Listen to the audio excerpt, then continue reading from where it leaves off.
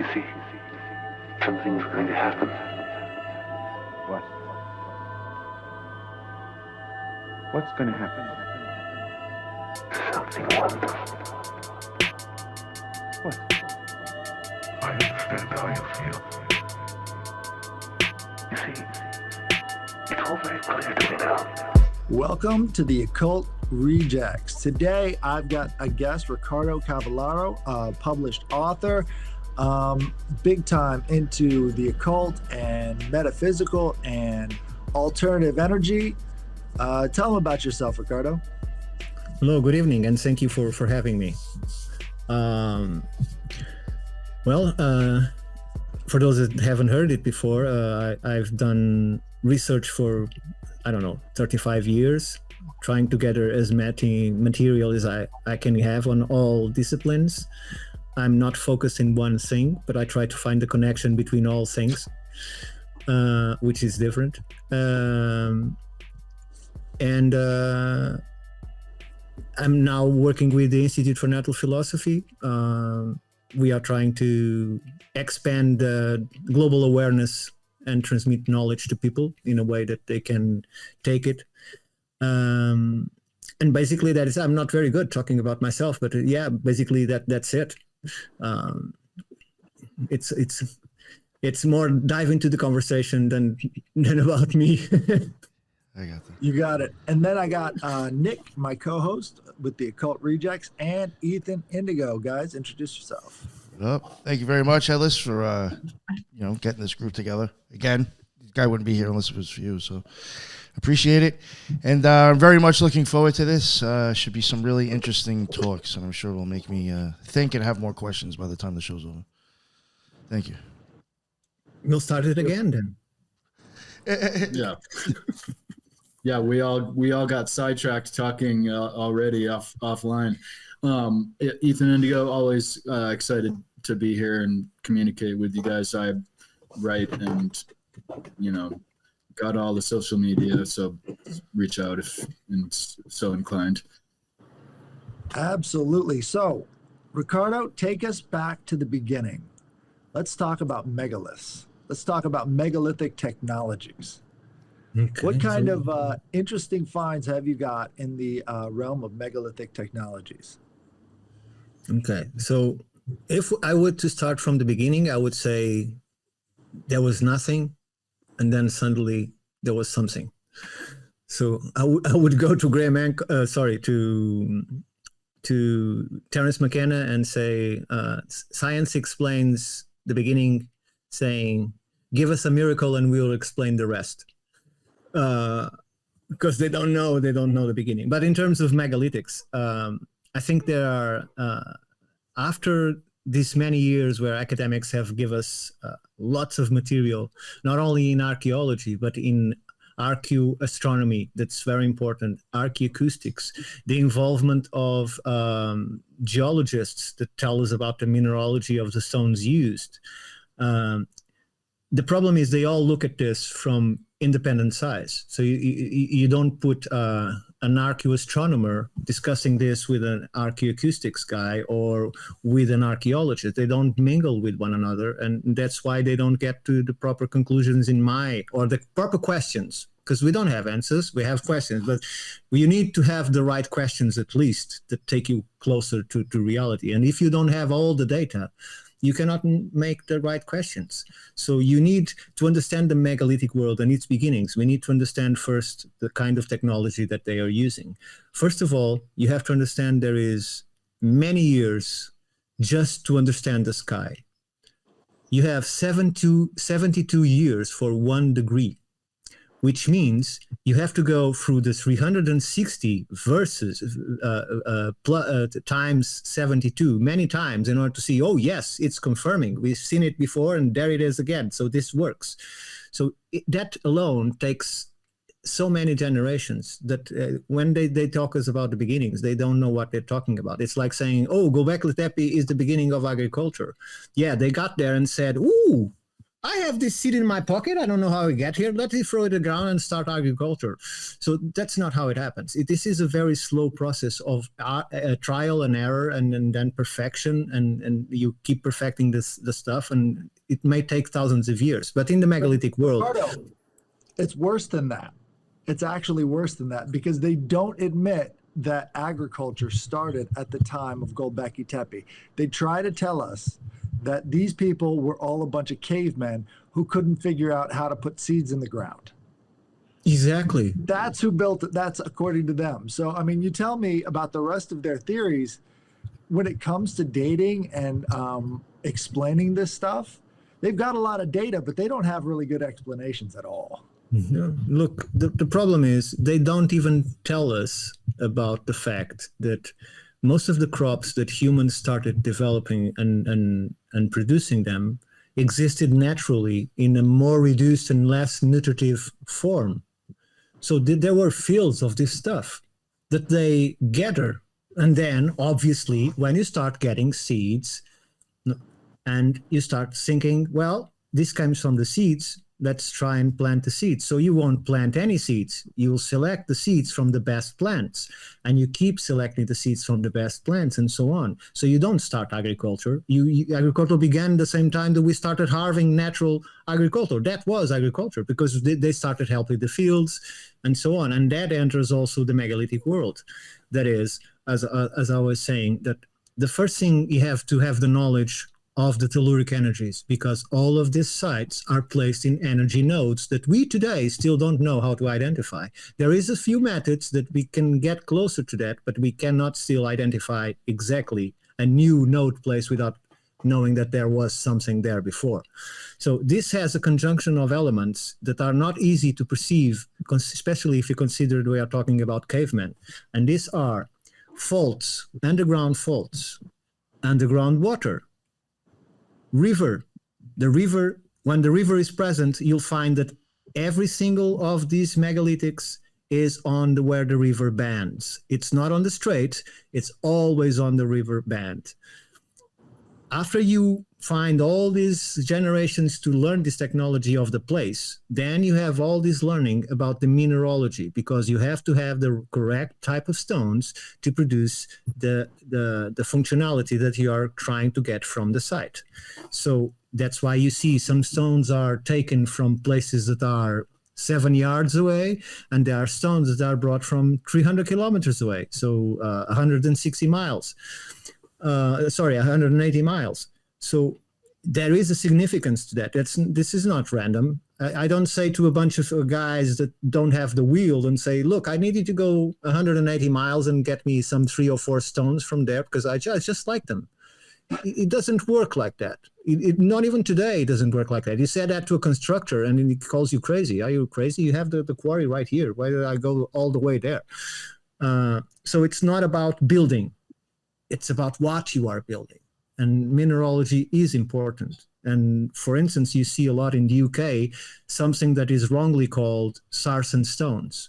A sarsen stone is not a stone. Sarsen stone is the more pure form of quartz crystal there is. We can't make it any purer than that is naturally, because this sarsen stone is a minimum of, some say 98.7. I found most references say 99.3% minimum pure quartz, with then 0.7 to 0.3 impurities. You can't get that without being natural. And so they went to get far away to get these massive crystals that I recently found out. I don't know if you know this, but a ruby looks like a stone. It's not a ruby at all. People are throwing rubies away because they don't know they're throwing a ruby. Rubies have to have heat treatment to become that ruby color, translucent and glowing. They have to be heated. Before that, they look exactly like a stone, exactly like a stone. It's not a crystal, it's a stone. We're looking at a piece of stone. Contrary to, I brought them there. Okay, I have my quartz far away. So we now have the placement, you now have the mineralogy, and now we have to include sacred geometry, because all of these places are built under the rules of sacred geometry. And when you are building it, you are aligning the sacred geometry with the archaeoastronomy. So are you seeing the vast lack of knowledge that is required to build a megalithic site? It's huge. May I add on to what you're saying? What you're saying makes me think about Göbekli Tepe as not only this sacred site where they might have done ceremonies and what have you, but in regards to the 72-year cycle that must take place for them to even contemplate, or for us to even contemplate that there is shifting elements in the sky. So from what I understand about Göbekli Tepe, each of these circular sites were little temples unto themselves that were associated with a point in the sky, possibly, more than likely. And as time shifted, they would have moved these circular places potentially to, I know this has happened in other sites anyway, and so I'm thinking that it has happened there. And so all these 72-year circle sacred sites corresponding with the earth geometry and all these things that enabled them to really understand a lot of these bigger picture things that were revealed in megalithic sites later even, right? Yeah, but the alignment, we are told that the alignment is a ritualistic thing when it isn't. The alignment is an energetic thing, and it reaches its peak during that time. That's why the ceremonies were doing that time, not because the star was there, because that's when the energy is stronger. So continue what I was saying. After you use the sacred geometry to build the site and align it to the elements that you want it aligned, because this will create what is called today in science a quantum. Oh dear Lord, I can't remember. It's like a quantum resonance. So after they align all of this and they create all this structure, then it only remains the last element. And the last element is given by archaeoacoustics. That is the introduction to frequency into the site to activate the functionalities of the site itself. These functionalities are tell us, we get to learn from the academics what they've right from the beginning. After 3-4 sites, they quickly understood that these sites work by what they called a trident of frequencies, meaning you have the natural frequency of the site, then you have the middle frequency that is introduced by the humans or whatever is using the site, and then you have the third frequency that is created by the site itself as soon as the standing waves are made. Now, this is another point, because the architecture is so perfect that it's very easy to create these standing waves. The standing waves is, imagine a wave of sound that is always going like this. When you create a standing wave, the bouncing of the sound will stop that wave on the air. So you can put small balls, as you do in acoustic levitation, on that points of the wave, and the wave is stationary. And it creates a new sound. This is very curious because this was found out by an individual that tunes organs, pipe organs on chapels and churches. And so he decided to record himself because he really loved the acoustics of that chapel. And after fixing the organ, he played a music of his favorite and recorded it. When he got home, he realized that the church gave him a music that wasn't in the partiture. So the music that we recorded by playing, is not the music that he played. It's a new music that the resonance creates from the basic frequency, the frequency he plays, and then the site itself creates another melody on top of it that creates the final tune. So this is exactly what is going on megalithic sites. The difference between churches, chapels, and so on, and a megalithic site is that the megalithic site took the energy, use it inside and spread it outside into the field. So this worked like electroculture, that I'm not sure if everyone knows what electroculture is. So this enriched the fields, the frequencies emitted calm the animals. This is all scientifically seen. In some places, he created a hive mind where all people are somewhat connected, as we still see in Alatri today. And inside, in the ceremonies, what's going on is very interesting, because we are now discovering something called vibrational imprinting. And this vibrational imprinting is when the site is on this site of activation, whatever is being done inside, it's being recorded by the crystals in the stone. We are doing this today in labs, and we found out that you can even break the crystal and the information is still there. It's fractal. Once imprinted into the crystal, it stays there until the last fragment. So when these people talked about the gatherings and the ritualistic and talking to the ancestors, they were directly talking to the ancestors because they can receive or input this information from the site itself. So they could listen to their ancestors and their old ceremonies and the old stories that were told as long as the frequency was activated. More than that, since all of this is connected by the crystalline matrix of the earth itself, all of these megalithic sites are connected to one another. So there is no scientific blockage to the fact that they could communicate with one another once this quantum entanglement, I found the word, this quantum entanglement is achieved, because when you focus 2 points in the exact same signature, there is no time nor distance between them. So they are open to one another. And we found something of this sort. There's the experiments that I have already developed, and I already gathering a team, and we'll gathering funds to do it in a few months.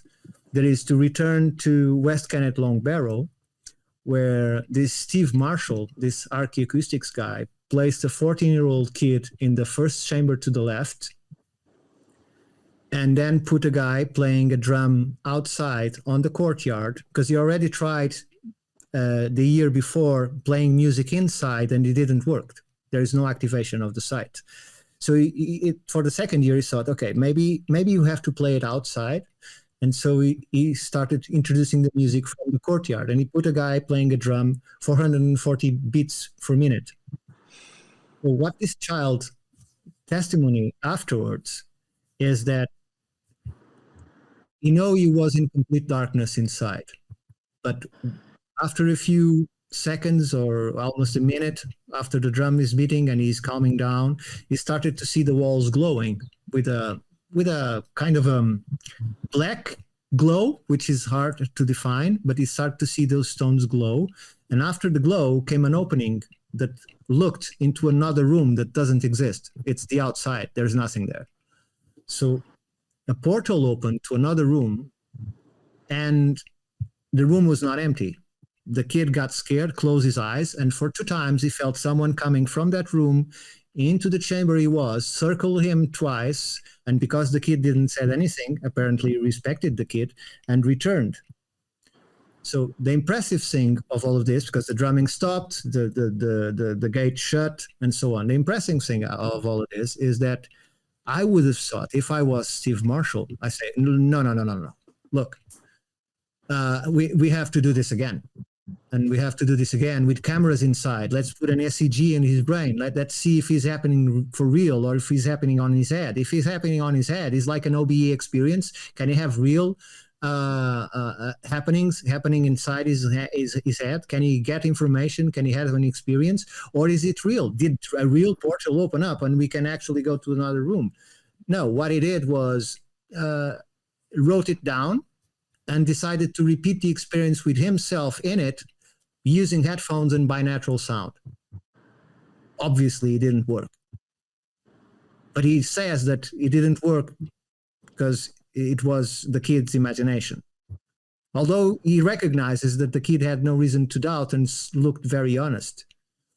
But he went there with headphones. Well, he did have an experience, because what happened is, what I believe the site itself rejected him for using the wrong key, because this is the guy that can measure sites with his eyes. He's well known for getting to a site and say, she's X feet high, X feet wide. And then when he go to measure, the guy is spot on. And he says on his own statement of what happened to him, that he was projected 3 times 4 meters into the air when the ceiling is lower than 2. So he was thrown 3 times 4 meters into the air, and says the first time he was very alarmed, but then he's a scientist and said, no, this is only happened in my head. So it happened again. And the third time he says he was already relaxed and didn't feel any fear. And then he decided to terminate the experiment. So he was obviously rejected by using the wrong key into the site. The site was still consciousness, the conscious, let's put it that way. And so having an effect like that would be enough for a lot more investigation, you know? Obviously. Multidisciplinary. That's what I have in my project from all fields. I even have an astrophysic. That's the only guy already engaged and signed on. He read the project, sign me in. Because he wants to see if there is any astro connection during the ceremony. These are pretty handy when it comes to that. These are dicyanin goggles. And what you can do with these is actually see the human energy field coming off of a person when you've got them on in very high light conditions. If you were to be using something like this in those conditions, maybe turn on a light or something, you might actually be able to see this stuff if you're not capable of fully embracing the process. So he might have been getting a response, but his eyes aren't attuned to that kind of light. You know, his eyes aren't attuned to that kind of energy, so he's not seeing anything. Yeah, but another interesting factor of all of this are the stone basins of water that appear in these sites, that everyone thinks they are ritualistic, but no one perceives that they are strategically placed inside these chambers. They are strategically placed not on dirt as the right of the rest of the site, but right on the bedrock. They always have a bit of bedrock to put these stone bases on. And what happens when you pour water into an environment that is being induced by frequency, if you use the right frequency, you can create what the ancients called living water, what science is calling structured water, and what the very edge of science is now calling easy water. So you see this, all of these names for the same thing. Not even scientists understand each other, but the ancients call it living water. So what this water is, it becomes kind of a gel, and is highly, it has capabilities that we are now recognizing in water that also can absorb information. You can put data into structured water, and he keeps it. So it's kind of a Galadriel mirror. What I believe they did with this is, you see all these engravings, these petroglyphs on these sites that are spirals, others have other motifs. To me, that is the key to the activation of the site. That is the kymetics that you will see on the living water when you introduce the correct frequency. Those are the keys. So it's not an accident. When you go to, there's a chapel in the St. Michael's line in the UK that stays right in the middle of this ley line, of this telluric energy line. And you see that they deviated what they call the baptismal basins. They are deviated from what any architect would do, just to be where the two lines cross. So it's, instead of being on the center of the structure, it's completely deviated to the side so that it's exactly where the two lines cross. So all of this is way beyond Christianity. All of this is way beyond some kind of a belief. This is all technology. This is not belief. This is technology, and they were using it for their own purposes.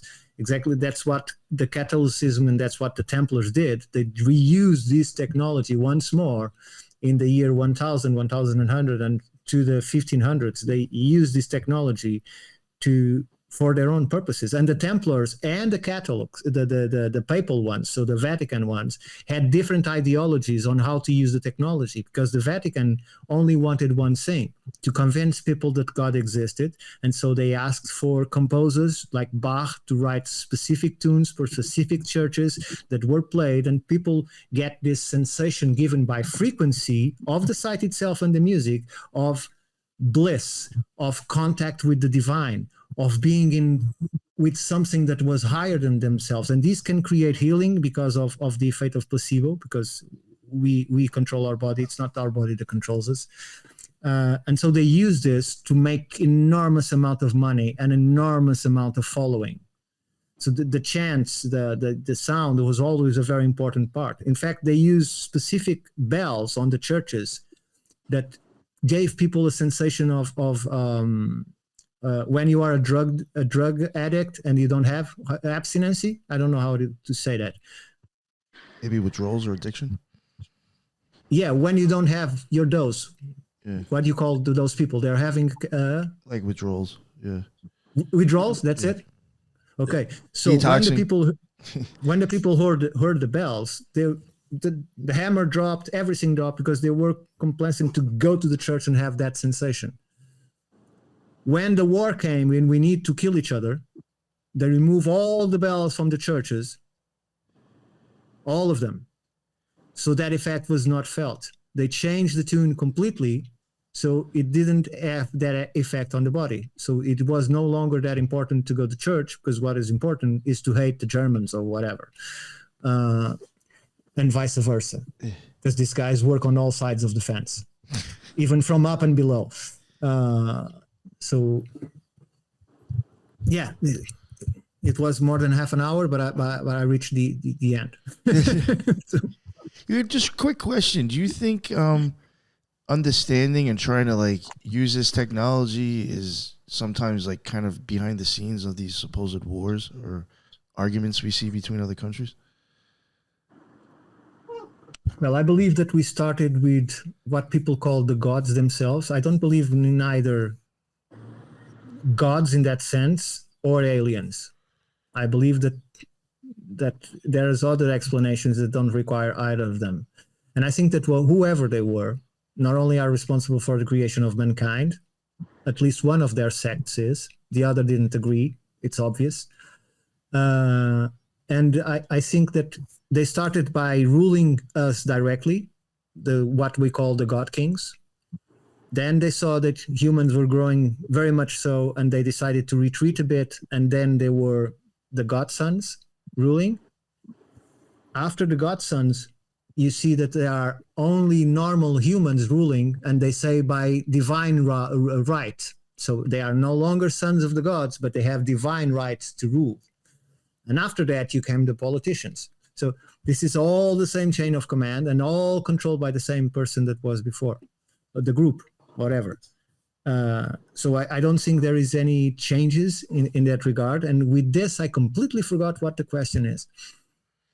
Oh, if you think that like understanding this type of stuff might have been behind like not so much, I guess, world wars, but like, disagreements or people obtaining certain land, or do you think that might be reasons behind that stuff?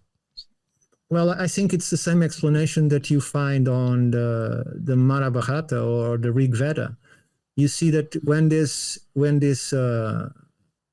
the first rule of these gods, between quotes, ended, and they multiply and they started dividing territory for all these warrior lords or whatever. At the same point, they started bickering with one another and bringing the humans they have with them against the other guy with the other humans. So I don't think it's the little man that's working the fields or the guy hammering the iron or the guy doing the pottery that decided, I don't like that tribe, let me war with them. This is other people that are leading, and then take everyone with them into war. So the same thing that you see on those tales of these gods fighting one another is exactly what you have now. There is interests. See, for instance, in the end of the Second World War, you have Portugal.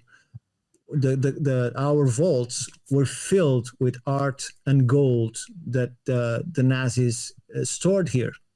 However, we were not neutral, and not so. We are allies of the America, but remain neutral, and we'll keep money. We're receiving money and giving aid from guys like, I don't know if he was involved, but probably the Rothschilds, the J.P. Morgans, and so on, giving money to both sides so that the war continues. Because what's matter is the industrial military, And we still have that problem today, especially in America. The military complex tries to rule the elections because they need war. Without war, there's no money. So, although this is just the tip of the iceberg, of course. On the go ahead, Edla. On the ancient alien tip, though, there is a pretty significant discovery that's been going completely under the radar of most news agencies and people online. It's the declassification of the mummies. I think they were found in Peru that are tridactyl. The tridactyl, yes. And non-human mummies that are tridactyl, and they've got these things in Peru. I think that's pretty significant because they're basically saying we don't know where these things are coming from, and they look kind of like this. So the elongated head and everything else, to me it seems like we're already there. Like that's case closed on this. It's like we had some sort of non-human contact, like these tridactyl, meaning only 3 fingers mummies with the elongated head that are not human. Well, I haven't seen anyone refute. Any investigators with scientific degrees of varying sorts have been looking at those mummified bodies. None have been able to refute it. Many approached it with the intention to refute it, being scientists, of course. They don't support it either. They just shut up. Don't. They just say, we're not going to talk about it. But this was the Ministry of Culture that just declassified this, and it's called Maria and Wawita. And those 2 mummies are now confirmed non-human tridactyline mummies. They say the percentage? They didn't. They just said these are not human DNA. Because every human, if you do a DNA test, they present 1 to 3% of unknown DNA. Which it's exactly the same that you are telling me. Right. So that's wild. I just thought I'd throw that in because, it's pretty much confirmed at this point, according to the Peru Ministry of Culture, that these are non-human, some sort of tridactyl, elongated head That thing. is bugged out. I haven't heard that. Yeah. I wanted to bring up Go on. related to the agricultural development, and maybe even now that we are at this stage of our understanding of all these phenomena, maybe related to the future too. I've always wondered, where did people get the idea to or the comprehension to figure out which plants were medicinal? And I think the explanation for this always avoids the topic of intuitive understanding. And so maybe it was this one person had a certain illness, and so they had an intuitive understanding of it, or maybe it was a broad understanding of plants in general. But I think that we belittle that to the point that we don't consider that in the development of the beginnings of agriculture and medicine. And also now with the telepathy tapes and coming out in coincidence with the many, validated people having a psychic relationship with these phenomenon, right? It's like this is something that we overlook in our development, whether it came in spurts or was more broad. Absolutely, I agree. I think ancient man used to have a very intense relationship to the plants around them, and having that kind of a relationship makes you able to kind of talk to these things. You'll find in your own life, if you're in the woods and you start talking to plants with your mind, you'll get stuff back. There is something going on there, and you can start that conversation, that relationship with plants. And not just that, there are so many different ways of understanding how these different colors and shapes of the leaves and all the rest of this stuff play into the human body that is geometric in nature, as well as, having to do with these associations of color and different parts of the body that are really profound for their time. Look, I think first of all, in regards to what Ethan was saying, you have a Chinese guy who is called the father of medicine, and he tried on himself more than 10,000 herbs on himself, and that's how we found out about what they did. Obviously, either he was very wise, or he was nearly killed several times, because you don't try randomly 10. I don't recall the number. I don't know if it's 13,000, but it's above 10,000 herbs that he tried in his life, and he lived to 100. So this guy had an amazing knowledge, and for the Chinese, he's called the father of medicine. And I think the same process might have been repeated, not on people themselves, but as you were describing. Now, we know that this herb does something to the stomach and helps with that, but this guy is having a different symptom, but it might also be, sorry, just let me unplug this, but it might be, so let's mix this with the other thing that we know that goes to the other place of the body. Let's mix and let's see what works. Oh, we killed him. Next time we don't do that. But I think it's very much a trial and error. And again, I'm not saying that there is not times, because I'm a defender of these two types of people that I don't consider neither aliens nor gods. I think that some of them are what I call the teachers, and the others I call the slavers. I used to differentiate them by saying that you go to the megalithic world, or for instance from Machu Picchu, and what you find is everyone lived in exactly the same house. There is no social classes. There's only one person in charge, and that's the shaman or the elder or the wise guy, but it still lives among the others. There is no difference in social classes. And when you go to Angkor Wat, you find this megalomania, I don't say it in English, of this structure that looks like an evil motherboard, and vast fields of agriculture supposed to support 10 million people. Why do you need 10 million people? You don't need 10 million people. You just want to have those 10 million people. It's completely different. This is a society that is already unbalanced. It's already going to the point where we are today. There's too much on a specific place. And this is ruled by that small walls with another walls inside, 2 squares full of spikes that are clearly speaking of energy and its uses, and they don't seem to be a good use. The other thing is, I have to apologize to all vegans, but plants have feelings too.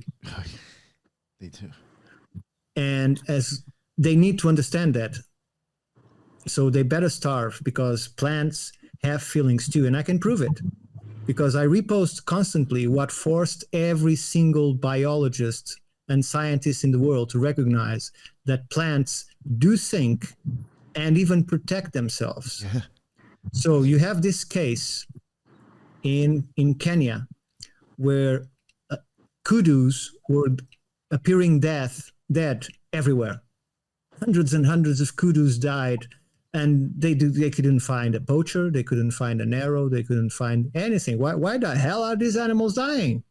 So what happened was that the acacia that they climb onto food to eat, as soon as the acacia feels that it is himself is being eaten beyond the point where he's hurtful to himself, he starts speaking to the other acacias, and they start producing a venom into the leaves.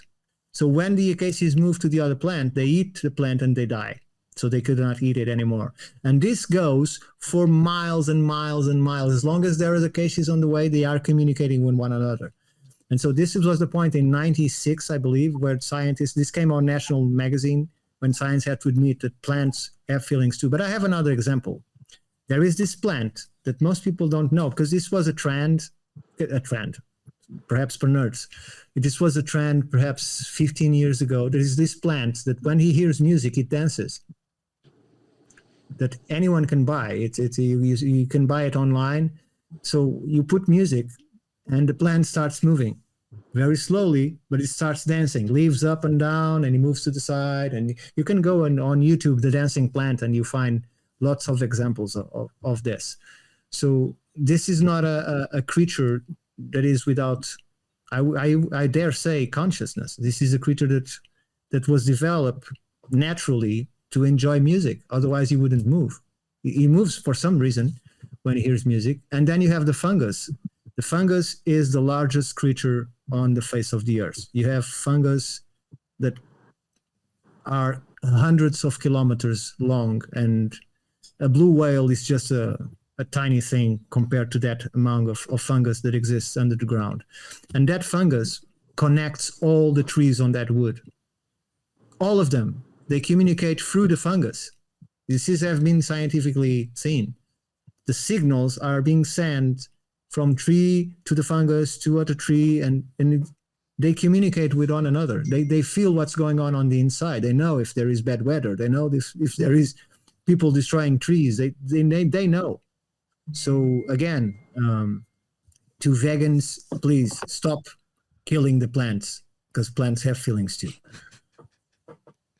That is wild. That's really awesome. I wanted to just point out, I appreciate your enslaver and teacher dynamic, right? Which we see in mythology all over the world, right? And also, of course, to the polarity of that, there would be their supporters and the people not supportive of them too. Sure, there's always the wannabes. There's always someone that prefer to stand on the what they believe is the strong side. It's interesting you mentioned that, because I think it was Alexander the Great wrote a letter to Plato telling him not to put out philosophy to the general public, because then it could make its way over to the enemies of that nation and be used against them. So they were talking about the educators and the enslavers back then in very broad terms. And what was the reason back then? National security. What do you think they're doing to us now? No, nothing of the sort. They wouldn't do that to us. They wouldn't hide anything from the public. So transparent. It's just shameful, huh? I forget if it was earlier before we started recording when we were discussing essentially the elimination of all the information pertaining to the technology revolution that could have been, right? For the last 60 years has been stifled, and we're in this place where we only look at materialism, and thereby, do we really look at gravity? We're kind of steered away from that because it's an intangible as well, and we're really just focusing on these tangibles. Well, we focus on what we are given to focus with. And if we were not given these different technologies, most people cannot even imagine them. But we weren't recording, so I will repeat it here. We are going to space by filling a tube with highly explosive liquid. We sit atop of it, and then we light a match behind it and control the explosion by a motor. And so little bit explosion, poof, poof, poof, poof, and there he goes to space. This is our technology. This is ridiculous. So it makes no sense that we, on the 21st century, we are still using a cannonball to reach space. That's what we are doing. We're putting something that explodes. We learn to control that explosion, because that's what the engine is there to do, is to control the explosion. That's all it does. It controls the explosion at will, and they transport people up like this, seated on top of this highly explosive liquid. And accidents have happened and will continue to happen, because the slightest error in the engine and that explosion goes wrong, and boom, it finishes. So, and when it happened to Columbus, that terrible explosion that killed everyone, when we were all seeing it going to space, at that time, several scientists on NASA said, look, this is old technology. We have so many projects we can start developing as in regards to new propulsion systems. Let's put some money into that. Let's research this. And they did for 2 or 3 projects that still came with some results, but they were quickly finished because they have no interest in developing them. And they have an even interest that they discover how it actually worked. So they stop them before that. As soon as they've seen results, oh, it's useless. Let's end the funding, and that's it. Well, I heard they did put a satellite into orbit recently that has a different type of hydrogen drive. So they're using electrogravitics to create a slight pressure differential using these charged molecules coming out the back of it. And, you know, in a vacuum, you can actually pick up a lot of speed in that way so that they're not, you know, using the solid state fuel anymore. And these things can be charged with the you know, the two, what do you call them? The two solar panels, right? And so they're trying out this type of technology, but only in space. I mean, where's the applications here? And they're not looking into electrogravitics. I mean, we've got demonstratable examples right now of electrogravitics being on board with the battery that's powering it, which is, I think that's a huge step. All it is just a differential between a positive electromagnet on top and a negative electromagnetic on the bottom. Yeah. And so those two together create a sort of lift. Well, they said, oh, there's no future there. But it's like, there's so many different variations that you're not even paying attention to that can go along with this, that they just sort of write off as being, well, that's pseudoscience. How could it be pseudoscience if it's working to create lift? It's well, you have for instance, they developed this probably 20 years ago. You have a parabolic made of tissue thing that goes in front, and it's consuming the vacuum, the thing that is supposed to don't have anything. And what it does, it passes it through an accelerator that works by those two different differentials and concentrates that flux of electrons and that coming captured by that parabolic thing, and ejects it higher velocity from the back point, and it creates exponential acceleration, which means they can get to any speed they want as long as they have space to go accelerating. That was terminated too.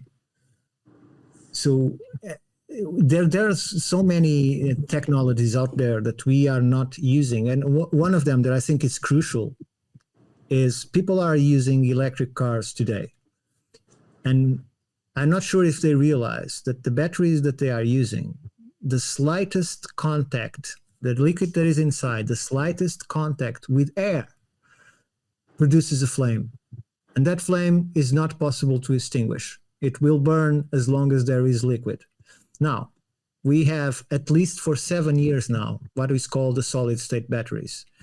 They last longer, they charge more, they don't explode, they don't burn in contact to air because they are solid, they're lighter.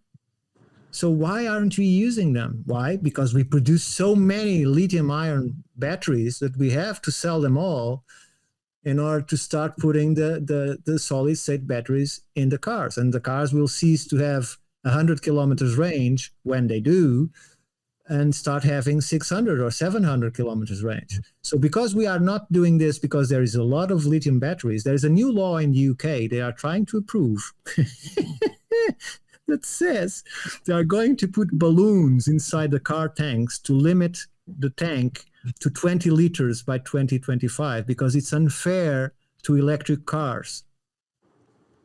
Okay. What? And yes, they're going to put balloons by law into the tanks, because it's unfair to the electric car to have less range than a petrol engine or a diesel engine. Jesus. So, and they're doing this under the radar because according to their law, people can say, I don't want this, and they cannot approve it. So it's going as much under the rug as it's possible so they can approve this and more. How do you even design that idea? Yeah, the same law. The same law says. Yeah, how do you even think of to do that? Let alone go through it. Like what kind of what's going on in someone's mind for that math equation to equal that answer? It's Ricardo, it's easy. Ricardo, what's the first country that's going to make mandatory castration legal? When is that going to happen? Because it seems like that's the way Europe is going. Yeah, that's I think there, already right? is. Right. It reminds me of a dystopian novel where the good speakers are made to hinder something on their jaw, and the good athletes are made to wear weights or whatever. Do you know this, Headless, offhand? Yeah. The idea that this insane equality is going to lead to people chopping off their own legs because somebody was born without a leg. Yeah. I forget the name of the book, but it's like they finally realize that it's ridiculous and break free of it, Yeah, of course. That was Happy popularized in a movie by having a highly condecorated military guy be presented to Hitler to congratulate him in person because he killed 100 guys or whatever it was in just one fight. And Hitler congratulates him or whatever I can't say the word. Congratulated him. And as soon as he did, he turned to the side and says, take him downstairs and shoot him. And the guy was perplexed looking at him. Like, what have I done? What have I done? Well, my son, I am sorry, but you are demoralizing the troops. You are giving a bad example. The other man can't do that. So they need something that they can follow. So this is not real. This is satire, but it's about that you were talking about. It's an interpretation of that concept. We need people to be all normal, and when I say normal, I mean stupid. That's what they want. we conflate and get confused equal rights with equal capability. Right, we don't need that. There's no necessary. But it doesn't start there. It doesn't start there. The problem is this: you grab children, and you create a law that forces them to go to school right at 3 years old or 5 years old, and then from 5 to 9, you destroy every single bit of creativity they have inside. You just destroy it completely. After you do that, you create a new system in their mind from the first grade to what here is the first grade to the fifth grade to the seventh grade. You create a system in their minds that they don't need to question; they just need to memorize. There's no need to bring anything to the table because it's all there on the book and it's all what the teacher is saying. And then from that, when you finish college, your brain is a machine that can memorize and dictate what you learned. But what you learned is going to serve you for nothing on the real world. It doesn't have any practical use beyond the diploma, because you get to the job that you studied for, and when they start presenting you what you have to do, you have no idea how to do it. No idea at all. So it makes me think it's like we're learning all grammar, but no logic and no rhetoric to utilize the facts that we memorize. Nothing. I just can't emphasize enough how many Darwins, how many Fulcanellis, how many Newtons, how many Bach, how many Da Vinci's, how many of these kids. It's Ricardo. I think what he's talking about is the trivium, and the trivium is grammar, logic, and rhetoric. And so what ends up happening is they take the rhetoric out of schools. So they teach you mathematics, but they don't teach you any practical application. All of the things that they're teaching are sort of vague and conceptual and not really something you can do with your hands, because it's that something you can do with your hands that opens up new possibilities. And we've taken rhetoric completely out.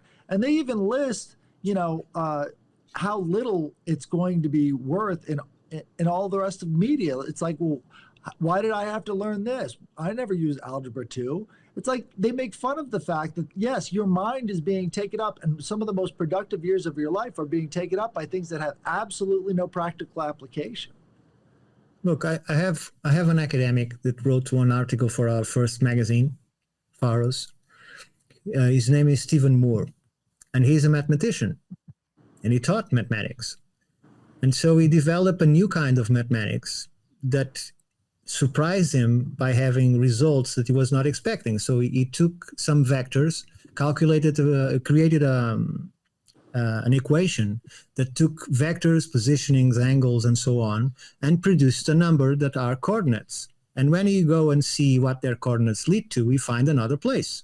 And then you do apply the calculus again and get another set of coordinates. And therefore, there was another site. And he was marveling himself with this and decided to create a massive paper that I don't remember, it was 600 pages or something like that, where he put all the sites, all the mathematics, all the equations, all the connections. We put it to peer review. So the first answer he gets is, we are really sorry, but we can't look at your thesis because the relation you are making into mathematics and the sites couldn't exist because they didn't have mathematics. So if you take that off, then we might look at it. And so he took 600 pages out and left just the mathematics with no relation to ancient sites, just the mathematics. And he applied the peer review for the mathematics. He received a reply saying, we are sorry, but we cannot evaluate your work because the mathematics you are describing in your paper do not exist. They have not been invented yet. I did invent it. It's there. I make it. You just need to see if it's real or not, if it works. No, it hasn't been invented yet. It was there on the paper. So what they mean is the guy that created that mathematics is not one of ours. So it doesn't exist. Right. That changes everything. You know, I mean, having a basis of mathematics that works on a different level of conception in our reality, that means that you could start to, approach topics that are far more complex with that framework in mind. Well, where's the framework? If there's no framework, how do you approach these other topics? Look, how much, one of you should know this because I don't remember the exact number. How much of our DNA is considered garbage? A lot. 70, 80%. I don't know. That's a lot of it, yeah. I think it's bordering perhaps the 80, 90%. Yeah, it's around there. But even if it is 70%, we are believing people that are telling us that we have this highly complex helical double helix form that is crystal. For those that don't know, DNA is made of crystal. So there is a crystal thing that we have embedded in us that dictates many of our functions and our growth and looks and so on. Looks not so much, but so on. And they say they understand all of this because they understand 23% of it. And we are believing them. How the hell, if I go to you and say, look, I have this problem and I realize 23% of the problem, it's solved. You can present this to everyone. We already know all we can. The rest doesn't matter. The 77? No. Scratch that. That's garbage. I can figure that shit out. You don't know about it. Just publish that. Now, are you sure you're not talking about medical efficacy? Because it sounds like you're talking about medical efficacy. They have like 15%. Oh, that's effective. Give it to everybody. So when they ask, this is public, so I don't have any problems in saying it is.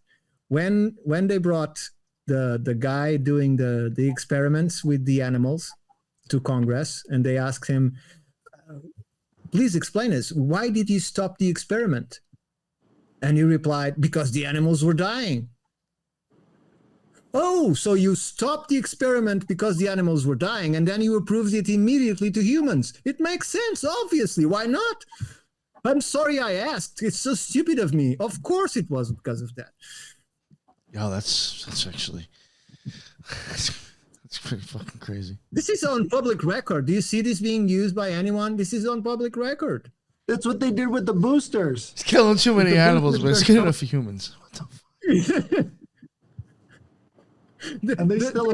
The agencies that protect the animals, the associations that protect the animals said, no more, please, give it to humans. Leave the goddamn animals alone. I can see that. That's crazy. So these are the clever, wise, respectful, hero-like, almost godly people that are ruling humanity right now. This is their wisdom. They are the priest class. I mean, what else do you call a guy in a white robe that you're not allowed to question? That's a priest. Well, you can question him, and you'll get one answer. How hot is the fire when you're tied to a stake? Right. Well, and a big part of Edward Bernays using doctors as Headless, and you guys I'm sure know, is to portray them as unquestionable and verifiable professional know-it-alls of the medicine field. They would say they would have doctors in doctors' coats smoking a Pall Mall and saying, this is the one that's good for you.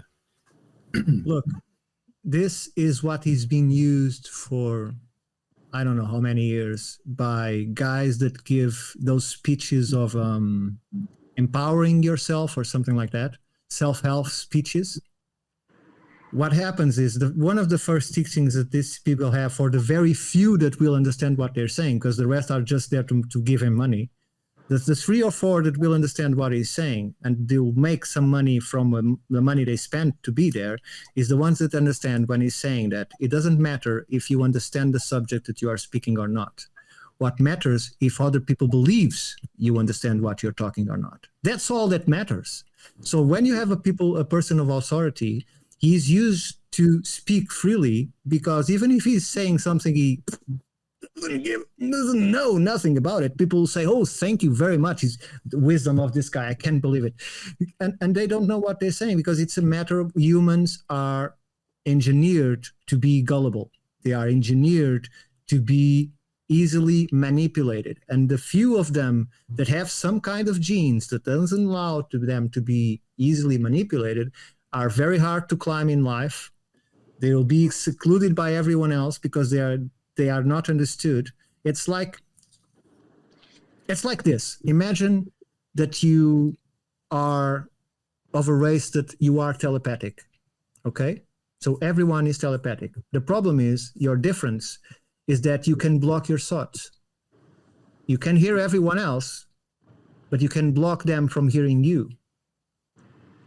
And this is what happens. These people don't understand you because you are in a different level of understanding of reality.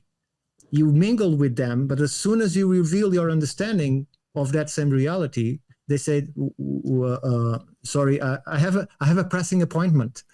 I have to go. The worst part is, I don't know if you've seen these videos from the OMG, right? Where they go around to these people who are in professional positions inside the government.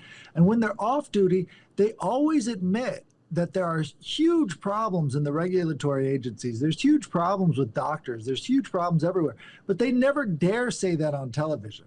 You know, it's only when they're on hidden camera that they actually admit how terrible the industry is from the inside. And it's like, these are the people running this thing. They all know these problems. They all admit to it on hidden camera, but you can't get a single one of them to tell the truth.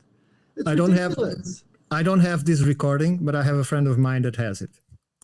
40 years ago, in a meeting from a group that I believe either the Bilderberg group or the Trilateral Commission. Those that don't know what this is don't know how the world is ruled. So I advise you to go and look for those two groups. That's how the world is ruled visibly. Above them, you don't see much, but at least at where you can see, those are very much on the top. So after the meeting was recorded to reporters, one of the reporters asked the guy, look, we are off camera now, which they weren't. Could you please give us something that you spoke, and you said nothing. So could you give us something of your ideas? What are the plans? How you see the future? And the guy looks to the sides, not recording, when there was one guy recording still. And he says, I will tell you this. We are going to make boys and girls the same. And they did. And this was 40 years ago. So when I hear people, oh, if there was an elite ruling the world, they would rule it years ago. Yeah, you are absolutely right. They're ruling it for at least 3,000 or 4,000 years, if not more.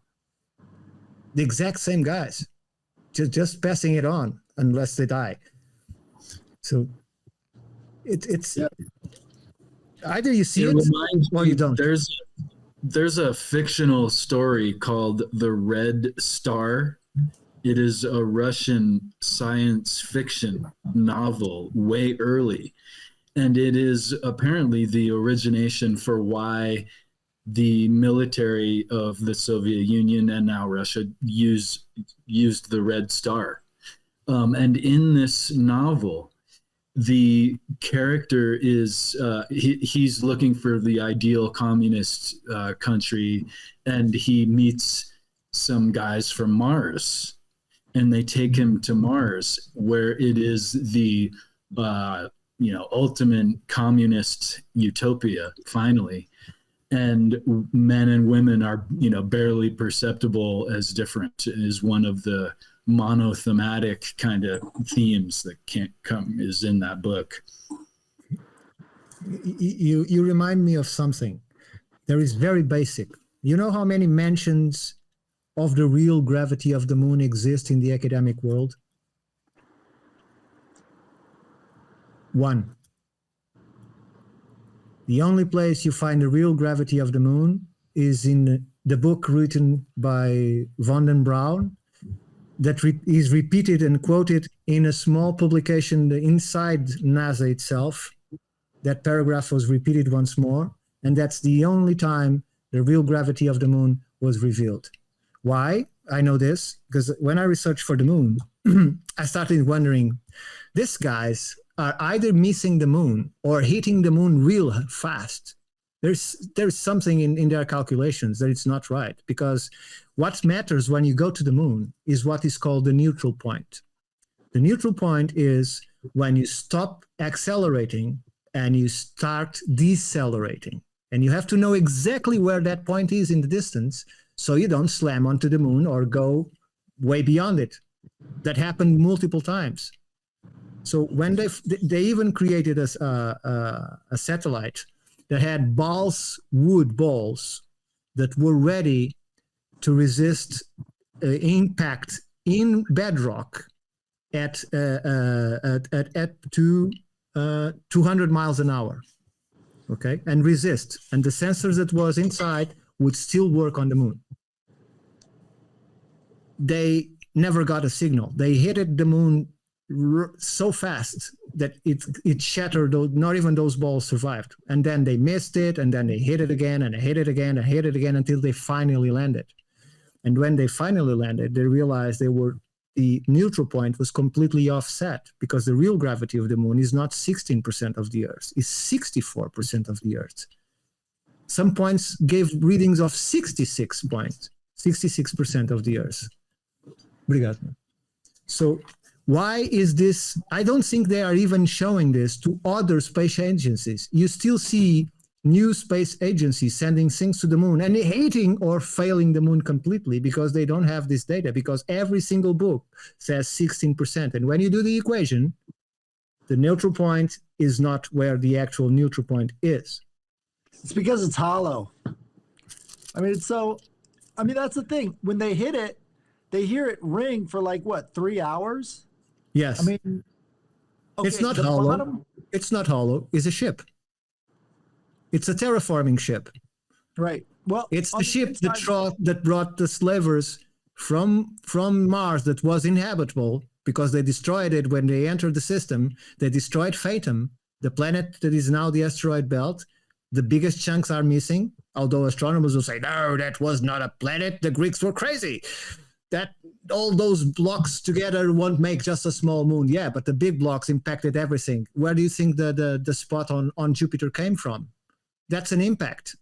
That's larger than the Earth itself. You imagine the chunk that created that vortex that's still happening in Jupiter. Whatever took the atmosphere, evaporated all the water. Half of Mars was filled with water. They are now saying, okay, we were wrong. It's true. We cannot refute this. It was filled with water. So when they did this, they instead of going to Mars, that's where the Sidonia, where the pyramids are, where the faces are, and so on, they have to go to the Earth. The Earth had no moon. And because the Earth had no moon, you can go and see this online. The Earth's rotation was so fast that you have incredible winds, storms all the time. 8 hours a day instead of 24. Yeah, so you couldn't create evolved life in such a planet. So what they did was they crawled their damaged ship to the Earth, slowed it down to a speed they could, and then populated according to their needs. And that included at some point looking at, let's see what's the animal here that's more suitable for us to create a servant. And they find probably an Erectus, or maybe the Erectus was already manufactured, or because it wasn't an Australopithecus for sure. So they use that creature to create another being. But these are the ones that I call the slavers. And this is what I call the original sin, because these creatures also have a code, and they know they should never create life of their own. And that's the original sin that you see distorted on religious books. It's not what we're told. The original sin is the creation of man itself. And then you have the other side. There is the teachers that are the guys that were here when they arrived, and they were the guys ruling life on this section of the universe, on this galaxy. And they kept fighting one another until finally the teachers clearly lost. What I call the long defeat. They might still, some of them, be alive together today, but the draconians, the slavers, clearly won. There's no doubt about it. They're still in control. If you look at the mythology of the, what are they called? I was going to bring up Viracocha. That was the Incas. And so you've got this Viracocha character repeated all around the, South and North America. And they kind of talk about these teacher figures that go to war with some kind of in the Aztec tradition with Quetzalcoatl. He's fighting Tezcatlipoca, which is like this being of dark energy or whatever. And so you've got the same sort of symbolism going on all over the place. All over. The same type of characters over and over again.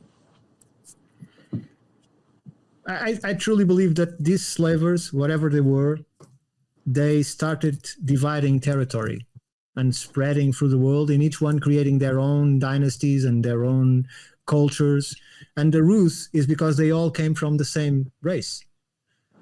And so the beginnings of civilizations are more or less the same, because that's what they were and what they had to give to the people. And then after that, it starts evolving, and it's humans themselves that develop that after they're being abandoned by these people when they go to the shadows. Well, how much mixture do you think there is between human and alien blood? Because I think there's probably a lot. And over time, that's going to make a difference in terms of what one is able to perceive from the other. That's a very interesting question, and leads us to what we just said before. That is, they say that the chimpanzee has 98% of our DNA, but they are only seeing 23% of the DNA. So where's the rest? You right? think about that. That's really such a small. That really changes the numbers. So you have to think that when they say that we have the 98 the same, they are not giving us the other 77 or 80% of the DNA. Yeah. We don't know. What about the other 100% that they're not giving us with the electromagnetic frequencies and how they impact these different DNA strands? Sure. Absolutely. We are frequency beings. In fact, all this reality is based on frequency and vibration. Everything we see is produced by some kind of vibration.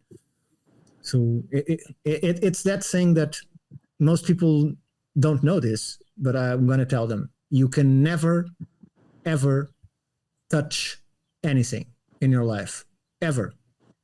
You can press your fingers as much as you want. You will never touch your finger with one another. Never. It just doesn't happen. The electromagnetic fields are compressing your fingers, but the skin will never touch. Did you know that? It doesn't happen because the electromagnetic field, we think I'm touching this glass. I'm not. I'm touching the electromagnetic field of the glass, not the glass itself. Because these forces don't allow things to connect physically, because there is no physicality. It is energy. And one of the things that I used to prove that this is just a biosuit. It's not ourselves. is that your brain, that is little more than a connector and a regulator, that although it can hold 5% of residual consciousness, I'll give you that, because most people live about with those 5% of consciousness, believing that that's themselves. But I can prove that because there is an experiment that is called the rubber harm, yes. And so you put a person in a small cabinet and you place his right arm outside of the cabinet, and inside the cabinet there is a rubber arm with fingers, with a hand, with everything, okay? And so what they do is they'll start, do I have two things here? I do.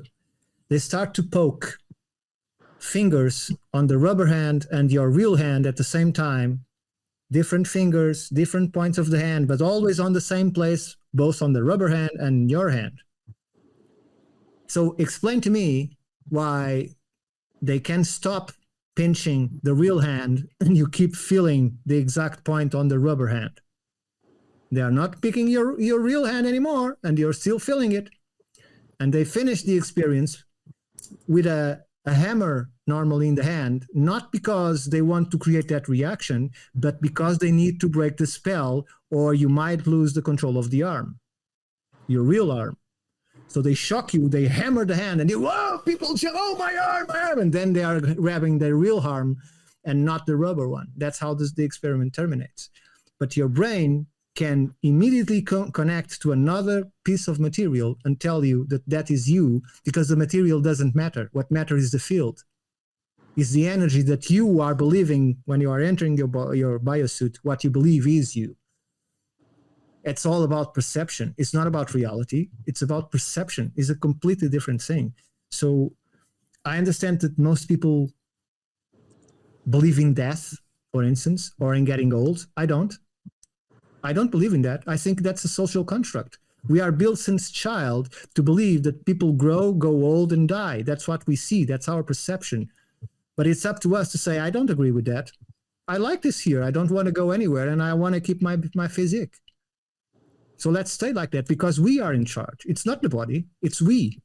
Of course, we can give it good food, good water. For instance, I only drink 9.5 pH water. Why? Because any kind of bad disease cannot live in an alkaline body. They just don't survive. And everyone has cancer through their life 2 or 3 times and don't know it. The problem is some people eat too much sugar, and cancer feeds off that sugar. The more sugar you give it, the more it will grow, because it's highly acidic. And this kind of disease need acidic environments to develop. If you have an alkaline body, they cannot develop, they die, simply. They cannot survive in an alkaline body. So, well, I've heard studies about that, and what they say is that if it's alkaline alone, then you're not getting as many benefits as if there's hydrogen added. So the hydrogen is like the activator of, because we don't actually digest hydrogen anymore. All of our bodies are made of hydrocarbons, right? But that hydrogen as a form of nutrient isn't present in our bodies, because that was particular to a specific type of gut flora we don't have anymore. So all of the hydrogen is basically not being absorbed in our foods. So you actually have to breathe it in. So if you add hydrogen tabs to your alkaline water, you actually activate the effect, which is... No, I didn't know that. Wonderful. I didn't know that. Another thing that people don't know, and this is quite a simple thing that everyone can do, is do not consume mineral salt. And I explain why. Because mineral salt is made of 3 things only. Sodium chloride, that give that salty taste, silica, and glass. This is what mineral salt is made of. So what happens is, when you put mineral salt on your food, those crystals will dissolve when you do the digestion, but they will not dissolve at all completely. So they will enter your bloodstream and they will scratch your veins from the inside. The silica and the glass scratch the vein from the inside. And this causes what pharmaceuticals are making a lot of money, called cholesterol. Why? Because cholesterol is the natural body response to repair the veins. So the veins are being scratched by the salt. They are creating that grease that is the sealing of the vein, that we have that process naturally, that fatness. And when people keep adding fat to that and more salt and more fat to that, they have the problems that they have. But it's not about fat in the beginning. It's about the salt. So I strongly recommend that everyone look for a good source of marine salt water in an actual beach or extracted by manual processes and not purified in any way. You can buy it even with a little bit of salt water inside, for sure, if you look for it. So the difference is a marine salt has this very same 88 oligo elements that composite your blood. Isn't that wonderful? It has the exact same 88 oligo elements that we have in our blood, which means that if you have someone dying, you can dissolve a little bit of salt into water and create a serum that will save his life. You put mineral salt in that solution and you kill it immediately. Have you ever looked into zeolite? No, I don't know what that is. Please teach me. So what you do is you add a bunch of salt to water until you hit the saturation point. And then you add, I believe it's a type of baking powder. I believe it's baking powder. It could be baking powder or baking soda. Baking soda. Right. You add that, and then all of those crystals come down into a new mixture that they call zeolite, which actually is like a fertilizer. So it's like it transforms the salt into a fertilizer, which is strange, but this is how they would fertilize some fields using the zeolite formula. So I think that's kind of interesting. You're using the sea salt, if you've got it, or just adding a bunch of salt to get it to that brine point. But yeah, you get a lot of those benefits, which is just adding another chemical to it. Exactly. Another really powerful nutrient that is little known is shilajit.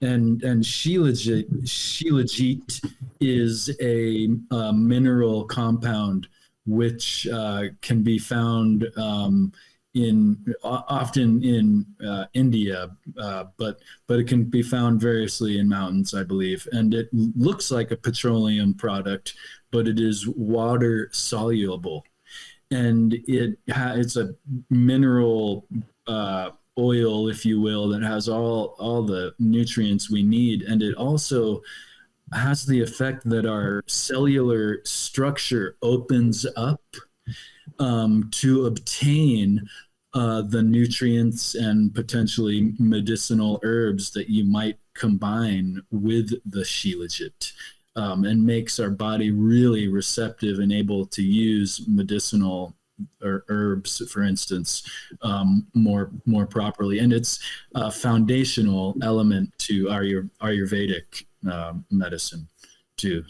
And I know this is changing the subject, but I wanted to ask Ricardo, can you tell us more about what's going on, what you're doing in Portugal, and maybe some of your recent travels, where you've been going and what you've been doing?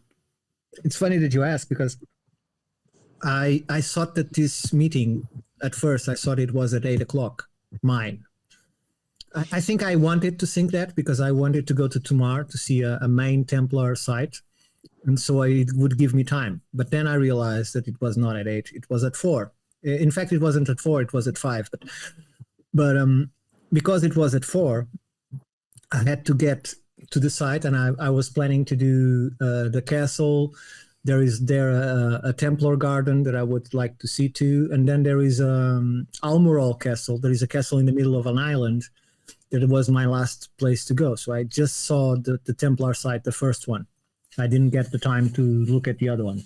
It's about an hour to each side of traveling. And I can tell you that I've seen magnificent images of that. It's called a charola, or is a roundabout. And this is a place where supposedly in the hypogeum behind this charola, this roundabout, it was where the Templars were securing what they call the Grail. And I'm not talking probably of the physical grail, because there are two grails. There are the technological one and there's the physical one. So which one of those, I don't know. But the thing is, no image that I saw online prepared me to what the site is in person. Because if these people were supposed to be destitute and without any intentions of ostentation, then they failed miserably, because the site is beyond regal. Is beyond regal. Is unbelievable. The richness of the architecture, the structure, the gold, the paintings, the details. It's just unbelievable. I don't think I can. Let me see if I have anything here that I can show you, so you have an idea what I'm talking about. But this is just an image to give you an idea. There we go. Yeah. Wow. So it is beneath this that they secure their most precious treasure.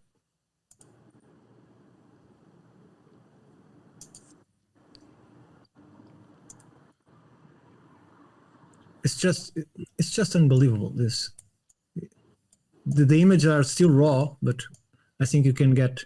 This was all in true gold. This was gold paint. You see if I have. Whoops. Nope. Like this. So this is on the side.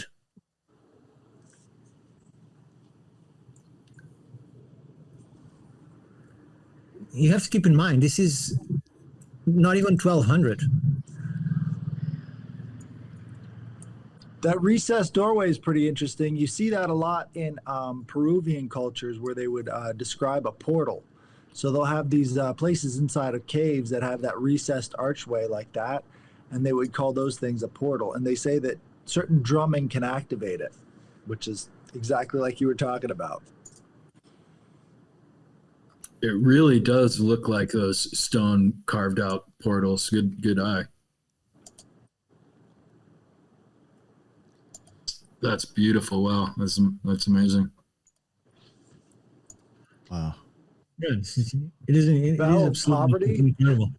Yeah, Valve look poverty at my that. ass. look at the ceiling. They don't allow us inside, but this is. I stretch my arm. This is what can be seen from the ceiling. Wow. This, I think, is one of the original paintings. It's very faded. And now we get to this. Why the hell, in the functional side of the building, there are two huge pipes? There's another one just like it on the other side. Tell me, please. It doesn't have anything to do with sound, no whatsoever. Look at the They're size. pipes? Oh. Look at the size of the pipes. Okay.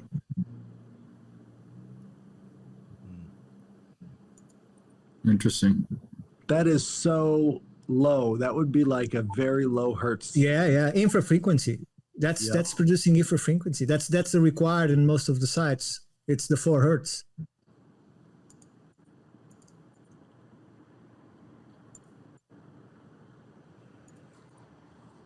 This is the old part, already ruined.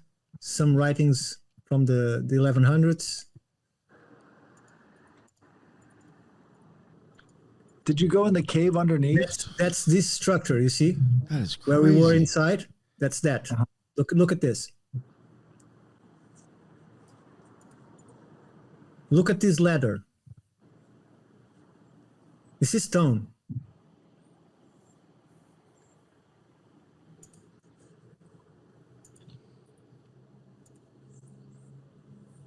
Yo, if that's what being broke looks like, what the fuck are we?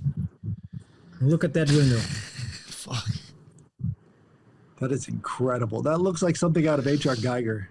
Yo, right? This is on the opposite side of the Charola, of that roundabout. That's exactly the opposite side, on the same room. Wow. Isn't that a portal? Yo. It reminds me, although I've been thinking about it a lot recently, it reminds me of the circumpunct. Right. Absolutely gorgeous. Look at what the shades bring out, especially on this one. Wow. When I use the flash, you don't get those that you get It here. looks like an angel or it looks like God and the devil. Yeah, Hey, there's a tongue coming out here. process church much? All right. What have I been saying? This had an acoustic. Whoa. You won't believe the acoustic of this place. It's just unbelievable. Unbelievable. Wow. It's full of water. That's where it's at, dude. I'm telling you. The Greeks knew it. That's why in all their temples, all of the action was going on in the basement, like the Eleusinian temple and several other places. The Asclepian all took place underground.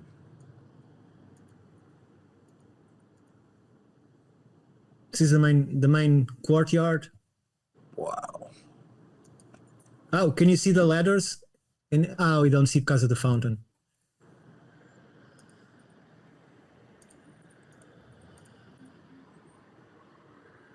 All these little details. The ceiling has hundreds of these things on the sites where the beams find themselves. There's not two that are the same. They are all different. It's that same candlestick motif, though. That looks like a face. Where? Go back one. One more? No, right there. Wait, Here? No. Go forward. Forward. That one. This one. No, It is a go face. back one. No, you gotta go. Look in the archways. If you That's gotta what I'm front- talking about. They are all different. These things here, yeah. that's what I'm showing you. Each one of these things is different. All of them. I just took a few, but they are all different.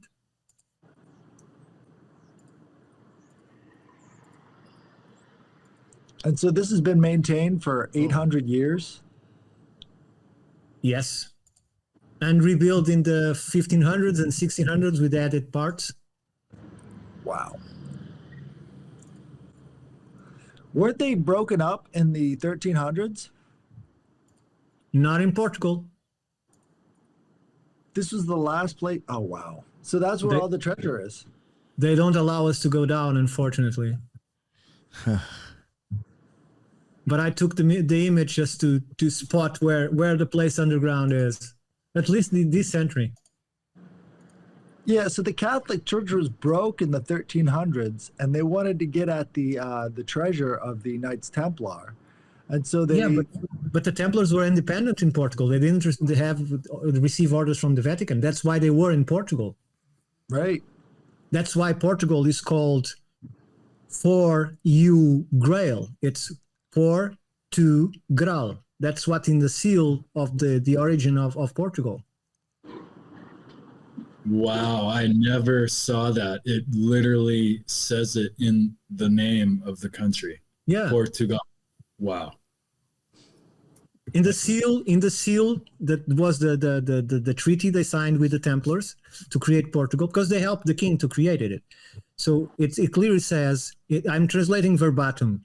It says, For You Grail. In Portuguese, it would be Por Tu Graal.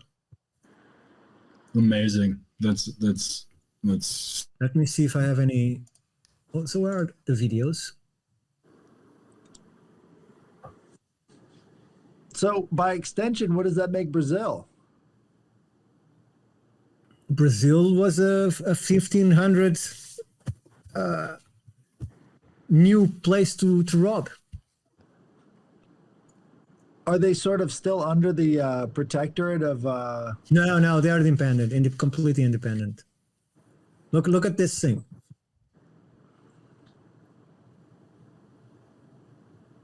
epic. Yeah, Wow. this is wild. What? crowned and conquering child. See if I have one from.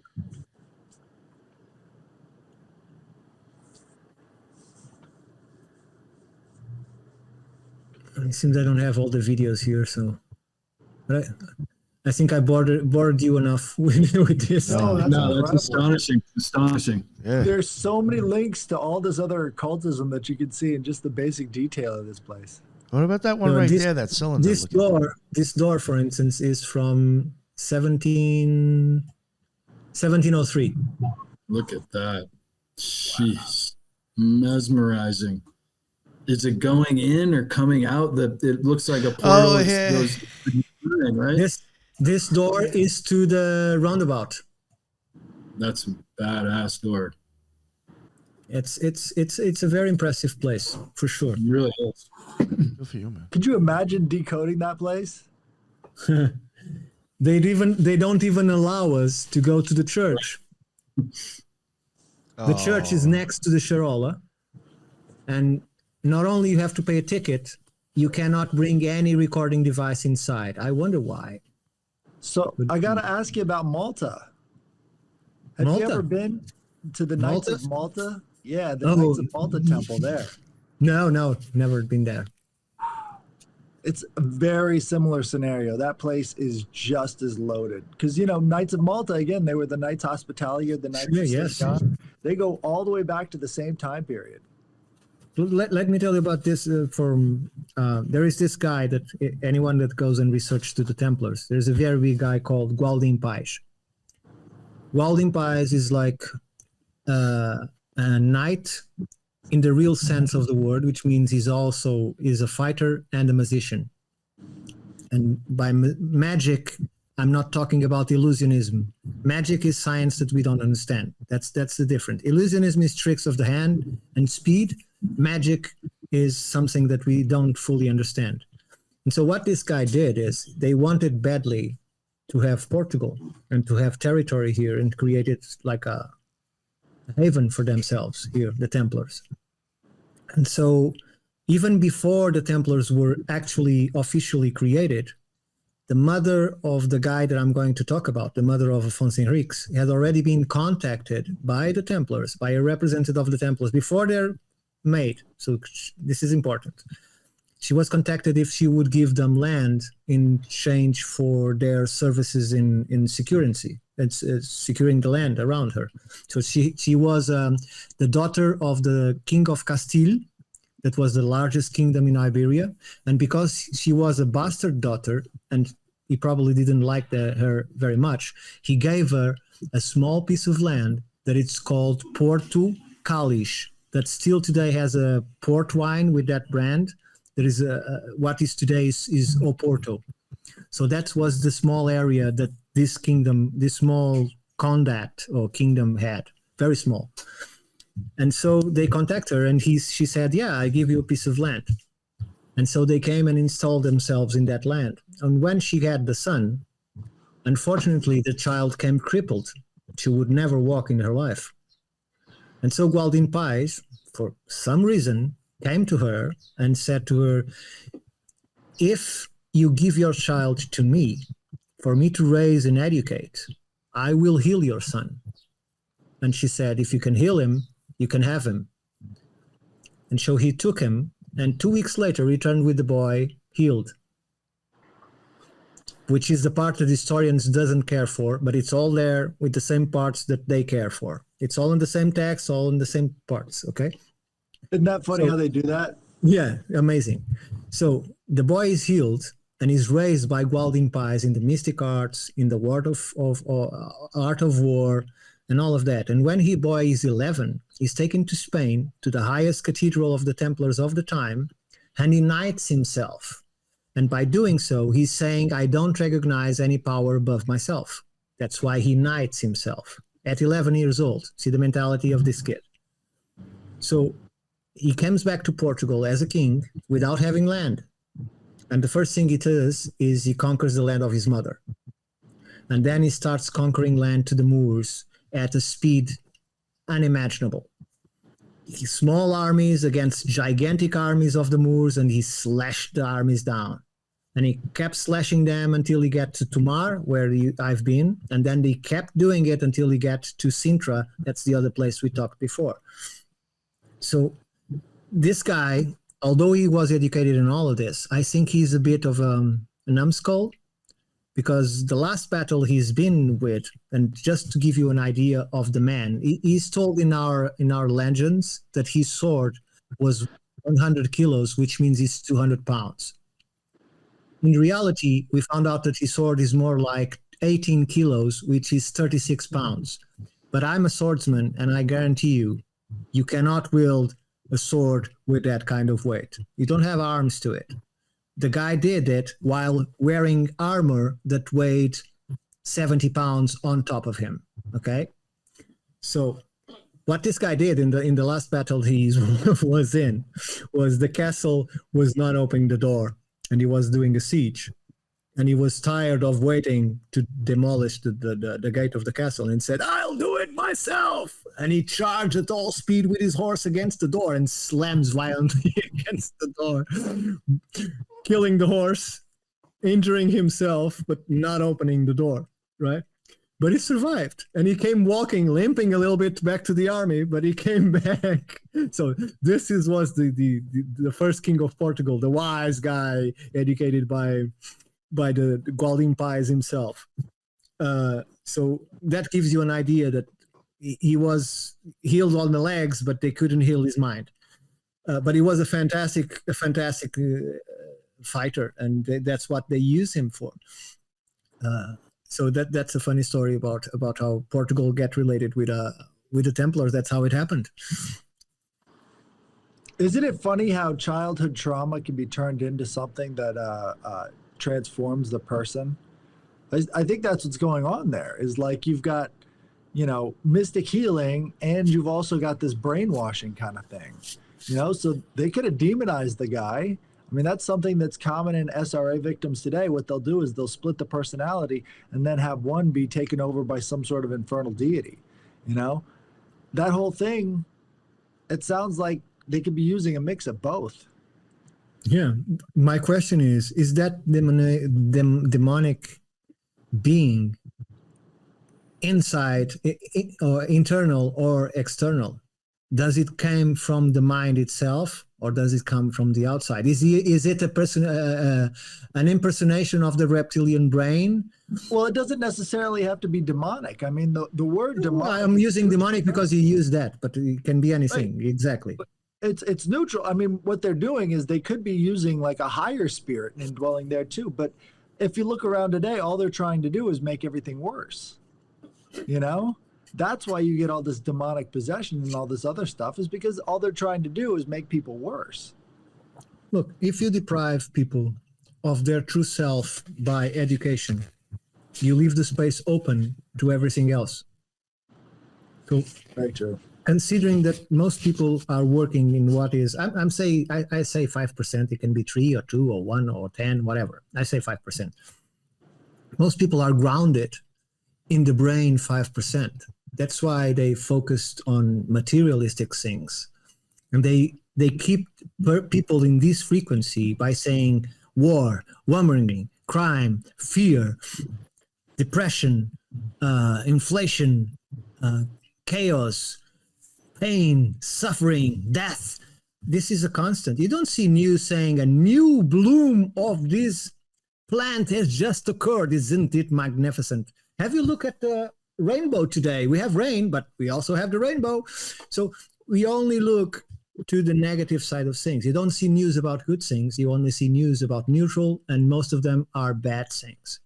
It's like they say, they use this system for as many years as television exists. That is, when they have to give you a bombastic news, they say, well, and so a new virus has come up. You are all going to die. Go to football. So how is that game today? And that's how they do it. They give you the most important piece of information they have, and suddenly they move instantly to something else without giving any explanation about it. And people just take it because football, it just clicks that mind, and my team. How is my team? I want to know. And notice the phrase, my team. It's not your team. You don't win anything when they win. You don't lose anything when they lose. You might support them, but it's just that. The fact that people in here, I hate football. My football is different from your football, but it's your soccer. I hate soccer, not because of the game itself, but because it's a monoculture. You have people with medals in other sports that are starving because the government doesn't support them because it's not football. They have to train themselves. They have to take off their money to train to go to the Olympics or whatever. And it all is that effort. And the state never claims their name, nothing. While football, everything is football. Why? Because football, in my regard, I'm not an economics guy, but I'm pretty sure that a soccer team cannot give profit, especially not in the hundreds of millions, because just in salaries alone, the amount of money that you have to take out every single month, plus the maintenance, plus the energy bills, plus the people that have to support all your installations, all of that personnel, it's an amount of money by month that is completely impossible to support by any sponsors. I don't care how many T-shirts you sell. If you're not selling weapons, if you're not selling drugs, if you're not selling illicit items like diamonds or whatever, you cannot make that amount of money. So to me, every big club that does football is mixed in something, because no one checks the baggages of the players. No one checks the bus of the players. No one checks the plane of the players. They go and pass everything because they are the celebrities. So they can cross freely on these international games, the European soccer and the world soccer and so on. They can interchange whatever they want into anyone's country at will. They have to make money somehow, because it's not from the club members that they are doing that money. Just Ricardo, it makes a lot of sense when you consider Operation Gladio. I mean, what if Operation Gladio never went away from Europe? It just switched over into this drug smuggling operations. There's a lot of drugs in Europe, and there's not a lot of drug fields, so they're not really producing any of the drugs that they're consuming, you know? We don't let them grow. We just consume them. Right. We don't grow that garbage around here. we just consume it. I think if you guys are good, we're at like a 2-hour mark right now. Maybe we could wrap it up at that. Unless anybody wants to add anything.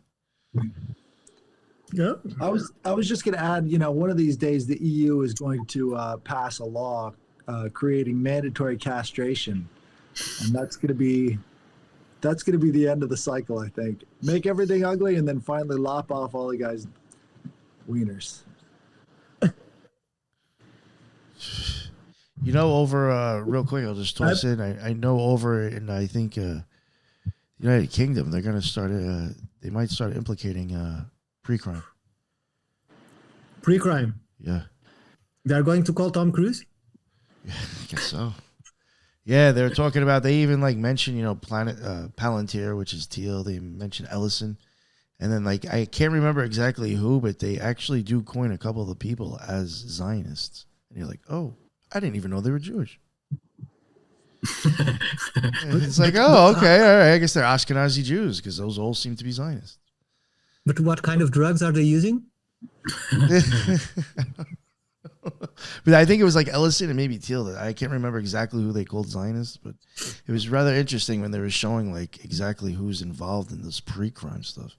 And that the United Kingdom wants to take it over. I believe England right now, they're one of the most prevalent countries that is prosecuting speech, offensive speech, if you will. Although some of it could be threatening, some of it could be, I think some of it is just insulting, what we would consider in the States just like an insult. We got the crime statistics back, and all over Europe there have been 15,000 arrests for hate speech violations. 15,000 people have been to prison because somebody didn't like what they had to say online. Yeah, there's this guy. This guy was filmed by his friend with the police arresting him because he made a repost of a post saying that the new Land Rover were more capable than the old one. And so he was asking the cop, are you for real?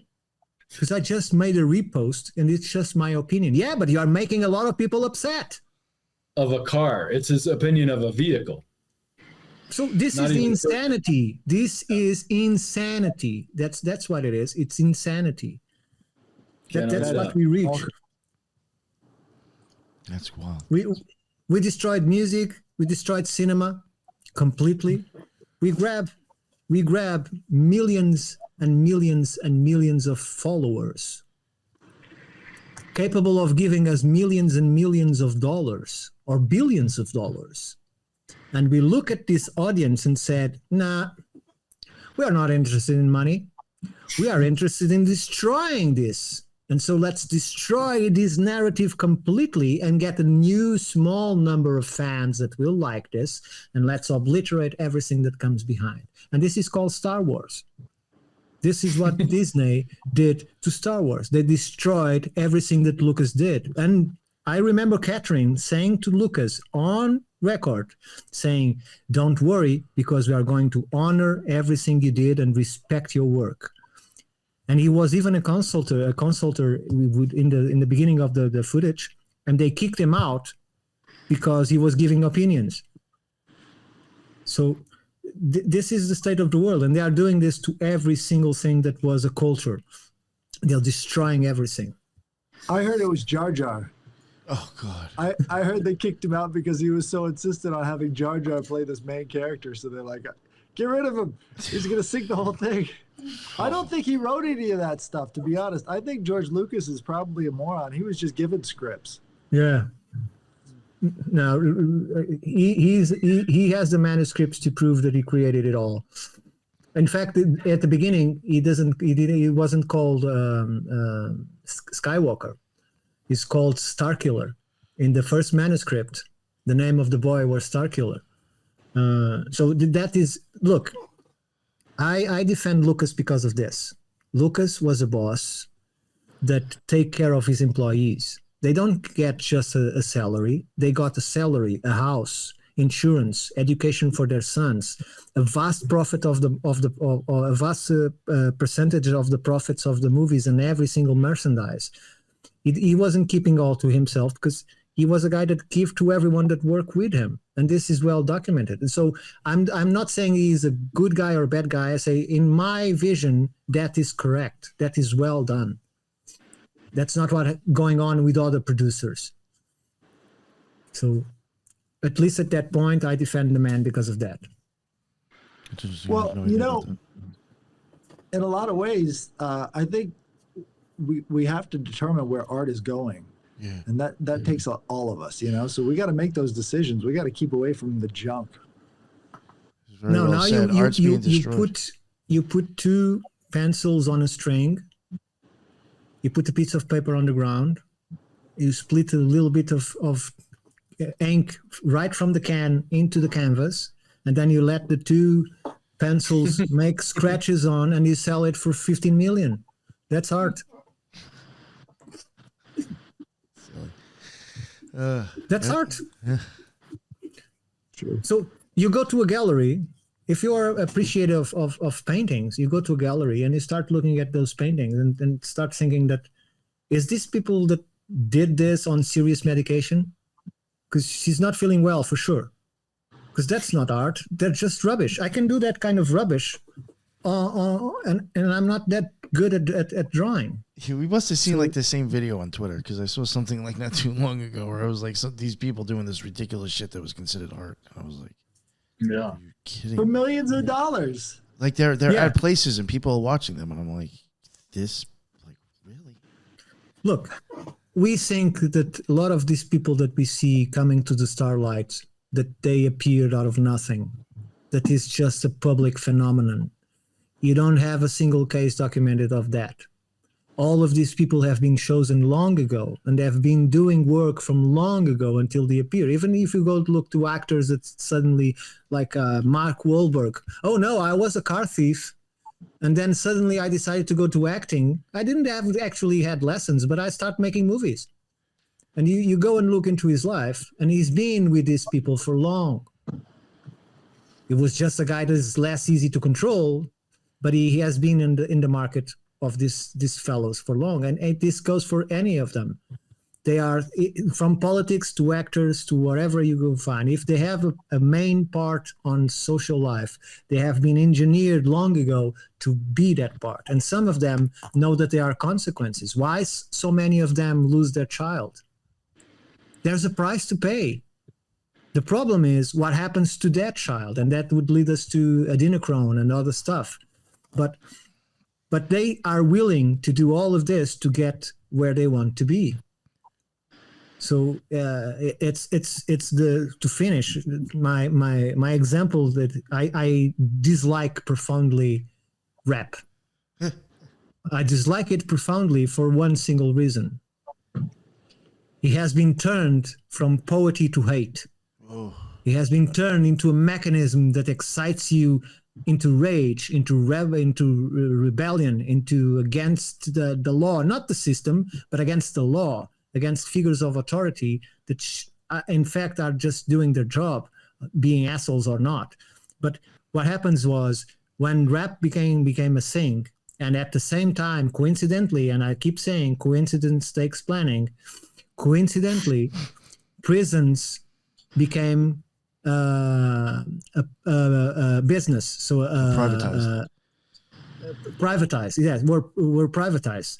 So what these guys that bought this system of prisons did was they called all of these high rappers into a room and told them, look, we love your work, but we need you to do something for us. From now on, if you want to have all the drug, all the girls, all the freedom to do whatever you want without any kind of consequence to you, you just have to start writing letters that incite people to commit crime.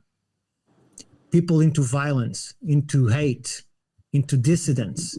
That's what you have to start writing. And that's what happened. And prisons fell up because people are living this music. Yeah. It's unbelievable. They hear it everywhere and they don't realize they're being machined into this state of feeling, because music does have an effect on persons. It is frequency. Yes, it does. So, and that's why I just profoundly dislike rap. And in regards to raves, I always found extremely funny, because raves already exist for me. This body is about 50 years old, so I remember raves about 35 years ago, and I always question myself. Yeah, the first thing I want to do is to fill myself up with drugs and put me in a place where lights are flashing violently and music is completely deafening and just does, especially when I'm most vulnerable and open to all kinds of energies and inputs. Does this sound logical to anyone? Because to me, it doesn't. Doesn't make any sense. That's why it was so many cases of kids going mad, because not everyone can resist that kind of pressure. You put drugs into yourself until you are barely aware of where you are or what you're doing. And then you put flashes of light of many colors into your eyes while you're being also stimulated by rhythmic beats. So if this isn't reprogramming, I don't know what it is, but people like it. I'm sorry if any of you enjoyed it. Behind that stuff, but sure. I'm just putting the science behind of it. That's what happens on a rave. No, I have thought about that. I mean, I went to that stuff a lot when I was a kid. I'm still into listening to the music. I haven't gone to any of them, but I do wonder about that. I'm like, the music, the drugs, and all the effects going on. I'm like, I just do wonder what could be going on to a person's psyche. Yeah, if you go to a real shaman and he asks you, so have you been into any ceremony? Have you participated in anything, taking drugs? And you ask, and you reply saying, yeah, I fill myself with synthetic drugs and then smoke some natural ones and probably sniff something. And then I go to a place where music sounds loud in rhythmic beats and lots of light flashes into me. That's the ceremony that I do. And the guy would say, you're completely mad. I'm lucky that you are normal, because the ceremony on this stage is a process that is highly intimate. It has to be in a secure environment to be taken in order for you to experience what the drugs has to offer you. So there is a group of comedians in Portugal. One of them is already dead. And they had this sketch where one asks we're talking about drugs, and they say the good old days when we used drugs and so, and the guy said to him, yeah, but people still use drugs today, right? Yeah, but today people use drugs to get drugged.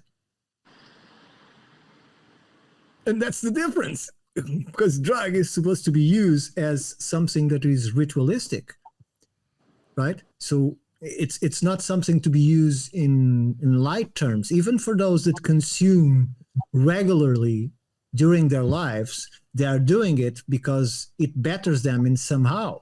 For instance, cannabis enlarges your field of view for several degrees. For instance, it helps with your mental state unless you take it too much, and then it doesn't help at all. But you take mushrooms to get some kind of natural connection, or you take ayahuasca to solve some inner problems. For instance, ayahuasca is recognized to cure alcohol. That to me is the worst of all drugs, is alcohol, because it's legal. So, and people can consume it and act whatever they want. They can go and drive, they can go and get a gun, because as the Greeks said, in vino veritas, and when you drink wine, whatever you are inside comes out. And not all people have good things inside. And I kind of lost my thread of thought here. But in terms of alcohol, you can go to a guy that is seriously addicted to alcohol. That's very hard to quit. Normally, one session of ayahuasca is enough. He wouldn't touch alcohol anymore in his life with one session. Of course, there are now shamans that start already saying, oh, you need probably 2 to 3 sessions because it's money, right? But I remember 20 years ago when they start doing these things, one session is more than enough. The guy won't take any kind of addition that you had. You had one session, and that's it. I don't want to touch that stuff anymore. So that's a good use for and calling it a drug. Well, you have to call drug everything. Sugar is a drug, coffee is a drug. So it all depends on connotation. But suddenly we decided that some drugs are bad and others are evil, and that humans cannot decide for themselves what they should take or how to manage their life. If you want to fool yourself with heroin, go ahead. It's your money, it's your life, it's your body. As long as you don't hurt anyone, just take the kick and enjoy yourself. But if we start using that to harm society, then you have to do something, obviously. But that's all part of the system, I think. Well said. All right. Yeah, I think we'll wrap it up here now. Yeah. Headless, real quick. Let everybody know what your deal is and where they can find your stuff. I'm the Headless Giant. You can find me on YouTube and X, and you can also send me any sort of paranormal or strange email experiences you've had to headlessgiantpodcast@gmail.com. Awesome. Thank you. Thank you very much, sir. And Ethan Indigo, my man. Peace, you guys. That was awesome. Ricardo, thank you so much for sharing all that. And I'm on all the usual social media and so forth, writing and sharing stuff. So appreciate putting this together. Headless Nick. Awesome. Thank you for joining. And Ricardo, please let everybody know again where they can find your stuff. Okay, so they can find me at X at Ricardo Calvário 1. They can find me as History, Myths, and Legends on YouTube. And they can find my other work in video at the Institute for Natural Philosophy, both on X and on YouTube too. I also have 2 books that you can find in my pin post in my X. And please go and check the Pharaohs magazine. It's free to all. You can watch it, download it. You have two issues already to see. Thank you for having me, and thank you all for the patience to indulge me. Of course. Yes. And thank you very much for coming on. I mean, I really Thank do you. appreciate it. And I will include all those links in the bottom. Yeah, that is the end of another Occult Rejects. And until the next one, everybody be well. Later.